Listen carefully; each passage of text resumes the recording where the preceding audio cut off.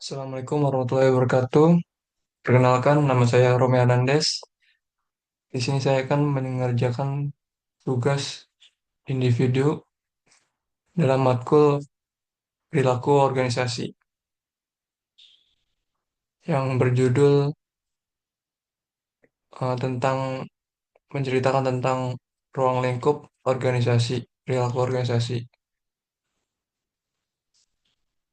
Sebagai contoh, dalam ruang lingkup perilaku organisasi itu mencakup orang, struktur, teknologi, dan lingkungan eksternal.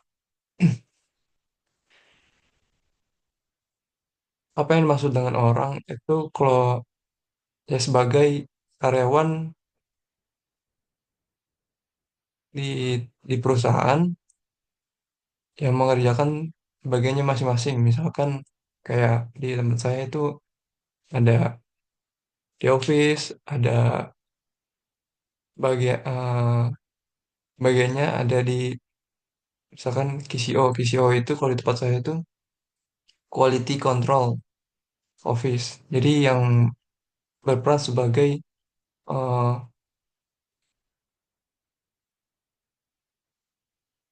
mengelola dalam kualitas gitu. Ada juga sebagai operator. Operator hanya sebagai eh, orang yang mengerjakan di sebuah land di perusahaan atau pabrik dan berbagai macam jabatan yang sudah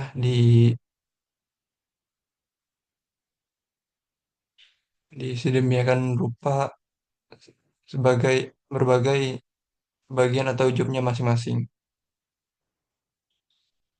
Dan struktur itu eh, mungkin eh, tingkat jabatan ya dari yang atas sampai yang bawah. Kalau di tempat saya itu, tempat saya bekerja paling atas itu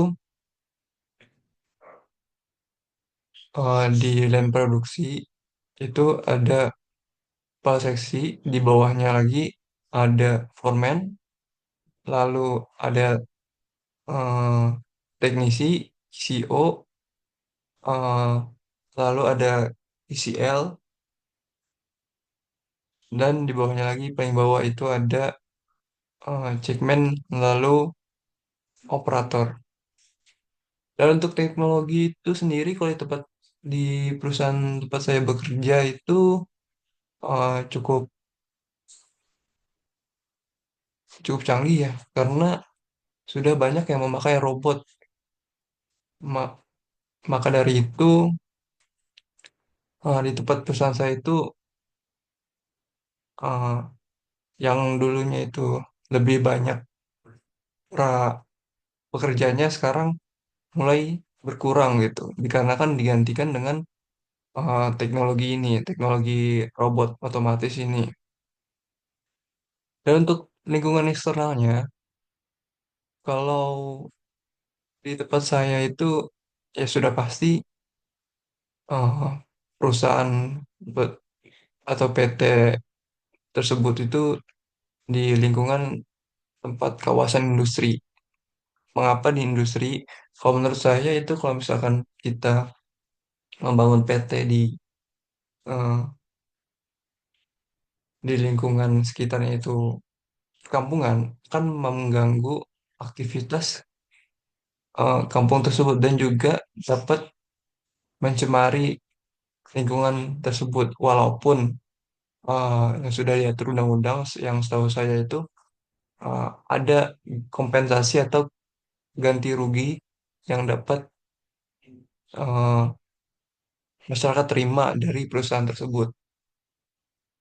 Tetapi tetap saja itu akan mengganggu eh, lingkungan atau masyarakat sekitar dari PT itu. Kalau misalkan PT tersebut berada di sekitar lingkungan masyarakat, maka dari itu eh, pemerintah menyediakan kawasan-kawasan industri. Ya, seperti contohnya kawasan industri Cikarang di MM 2100 atau di Delta Mas atau di yang Karawang. struktur hubungan permanen dalam organisasi, cara desain pekerjaan dalam organisasi, cara pengaturan pekerjaan dalam organisasi. Mungkin kalau misalkan bisa dibilang struktur hubungan permanen dalam organisasi itu ya antara atasan dan bawahan ya. Kalau cara pengaturan pekerjaan dalam organisasi yang dari awal emang sudah ditentukan gitu. Kalau misalkan kita eh, melamar suatu pekerjaan yang sudah pasti eh, dalam eh, rehire atau perekrutan itu tercantum gitu bahwa eh, dengan tingkat sekian eh, akan dipekerjakan sebagai operator misalkan. Nah, seperti itu.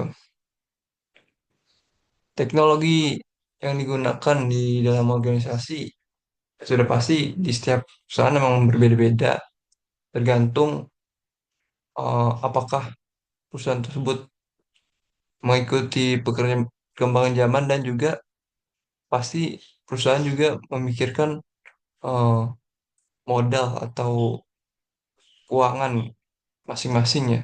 Karena tidak semua perusahaan itu memiliki modal atau keuangan yang sama gitu. Ya, contohnya pas dulu saya pernah KL itu di perusahaan, memang dia perusahaannya besar sampai ada dua land, tapi masih belum menggunakan robot gitu, masih masih mesin sederhana saja. Maksud sederhana itu ya tidak menggunakan robot, masih dioperasikan oleh eh, para karyawan. Dalam perilaku organisasi, di sini perilaku organisasi itu adalah studi tentang bagaimana orang berinteraksi dalam pengaturan kelompok. Perilaku organisasi mempelajari pengaruh dan dampak yang dimiliki individu kelompok dan struktur organisasi terhadap perilaku di dalam organisasi. Ya perilaku organisasi ya suatu hubungan antara misalkan kayak di perusahaan, hubungan antara karyawan baik itu atasan dan maupun bawahan para pekerjanya harus dilakukan secara terorganisir gitu.